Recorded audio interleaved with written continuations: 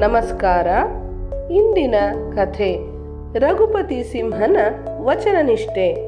ರಘುಪತಿ ಸಿಂಹನು ಮಹಾರಾಣಾ ಪ್ರತಾಪನ ಮಹಾಶೂರ ಯೋಧರಲ್ಲಿ ಒಬ್ಬನಾಗಿದ್ದನು. ಅಕ್ಬರನ ಸೇನೆ ಇವನಿಗೆ ಬಹಳ ಹೆದರುತ್ತಿತ್ತು. ಇವರನ್ನು ಹಿಡಿದು ತಂದು ಕೊಟ್ಟವರಿಗೆ ದೊಡ್ಡ ಬಹುಮಾನವನ್ನು ಘೋಷಿಸಿದ್ದರು.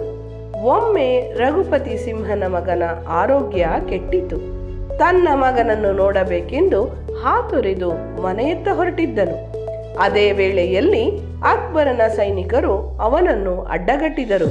ಆಗ ರಘುಪತಿ ಸಿಂಹನು ಅವರಲ್ಲಿ ಒಬ್ಬ ಸೈನಿಕನನ್ನು ಕುರಿತು, ದಯವಿಟ್ಟು ನನ್ನ ಮಗನನ್ನು ಒಂದು ಬಾರಿ ನೋಡಲು ಅವಕಾಶ ಮಾಡಿಕೊಡಿರಿ. ಮರಳಿ ಬಂದ ಕೂಡಲೇ ನೀವು ನನ್ನನ್ನು ಕೈದಿಯನ್ನಾಗಿ ಮಾಡಿಕೊಳ್ಳಿ ಎಂದು ವಿನಂತಿಸಿದನು. ಅವನ ಮಾತಿನ ಮೇಲೆ ನಂಬಿಕೆ ಇಟ್ಟು ಆ ಸೈನಿಕನು ರಘುಪತಿ ಸಿಂಹನನ್ನು ಮನೆಗೆ ಹೋಗಲು ಅವಕಾಶ ಮಾಡಿಕೊಟ್ಟನು.